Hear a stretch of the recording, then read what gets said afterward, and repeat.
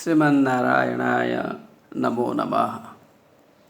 मैं डॉक्टर प्राणानंद रथ अब श्रीमद् भगवद गीता के 7वें अध्याय के 29 श्लोक उपस्थापित करने जा रहा हूँ, जिसमें साधारण आदमी सगुण ब्रह्म की सहायता से ब्रह्मत्व को प्राप्त करता है, अर्थात सगुण के माध्यम से वो निर्गुण ब्रह्मत्व को भी प्राप्त करता है। यह सच है कि निर्गुण ब्रह्म में उपासना करना कष्ट है, क्योंकि वह योगियों के साध्य है। योगी लोग, मुनि लोग, ऋषि लोग उसे कर सकते हैं, लेकिन साधारण जनता के लिए, आम जनता के लिए सगुण ब्रह्म में विश्वास कर निर्गुण ब्रह्म के ओर हम जा सकते हैं। यही बात इसमें बतलाई गई है।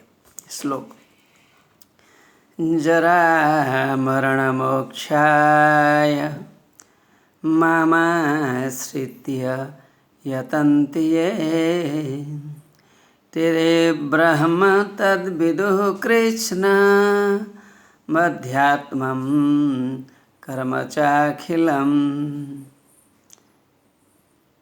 ये जरा मरण मोक्षाय, जो लोग बुढ़ापा, ओल्ड एज, मरण, डेथ, जो बुढ़ापे में कम कष्ट पाना चाहते हैं, आनंद में रहना चाहते हैं, भगवान की ओर समर्पित होकर रहना चाहते हैं, और जो मोक्ष को पाना चाहते हैं।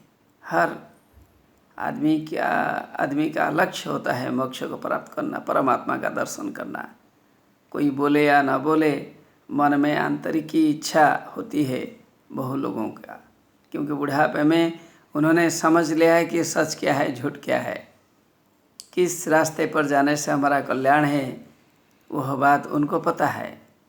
इसलिए वह सगुण ब्रह्म के सहायता से, अर्थात साधारणतः हम देवालय में जो देवता लोग हैं उन्हें पूजते पूजते हमारे मन में एक ज्ञान आ जाता है।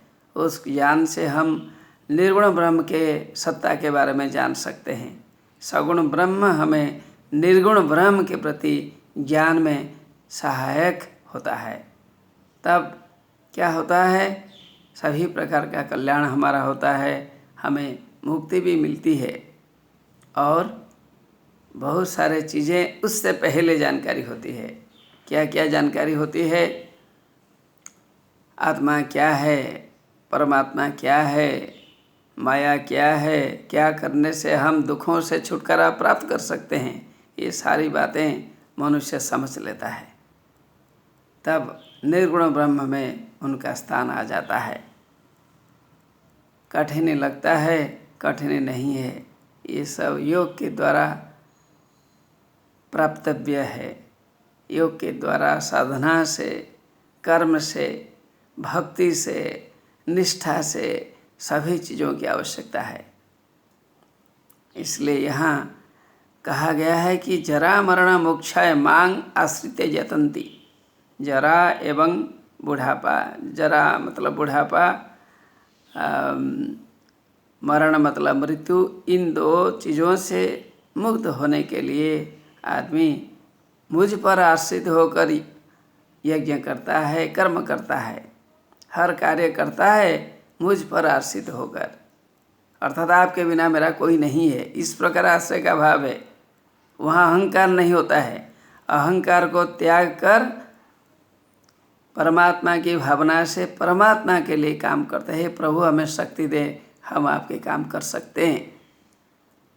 ते तत् ब्रह्म, जो ऐसे काम करते हैं, अर्थात निर्गुण ब्रह्म में अर्थात जो सगुण ब्रह्म में काम करते हैं, जो पहले सगुण ब्रह्म में काम करते हैं, विशेषणादि युक्त देवों में जो काम करते हैं, वही ज्ञान आदमी को परिपक्वता पहुंचाता है। वो ब्रह्म के ओर चला जाता है और ब्रह्म को जान सकता है और अध्यात्म ज्ञान को प्राप्त कर सकता है, आत्मज्ञान को प्राप्त कर सकता है, परमात्मा के ज्ञान को प्राप्त कर सकता है और सभी कर्म का रहस्य को समझ लेता है। ये कर्म किस लिए हैं सभी को समझकर मुक्ति को प्राप्त कर लेता है। तो कठिन तो बिल्कुल नहीं है। होता तो इतने लोग लाखों लाखों लाखों लोग, करोड़ों लोग इस धर्म के पीछे नहीं पड़ते। सगुण से निर्गुण का बोध, सगुण से निर्गुण का बोध कोई खराब तत्व नहीं है, उत्तम तत्व है। यही चीज़ इसमें बतलाई गई है। इसलिए किसी के मन में भ्रम नहीं होना चाहिए कि हम देवार्चना करते हैं कोई दोष हो जाता है। नहीं, इसी देवार्चना से हम निर्गुण ब्रह्मत्व की ओर जा सकते हैं। यही बात इसमें बतलाई गई है। नमो नमः।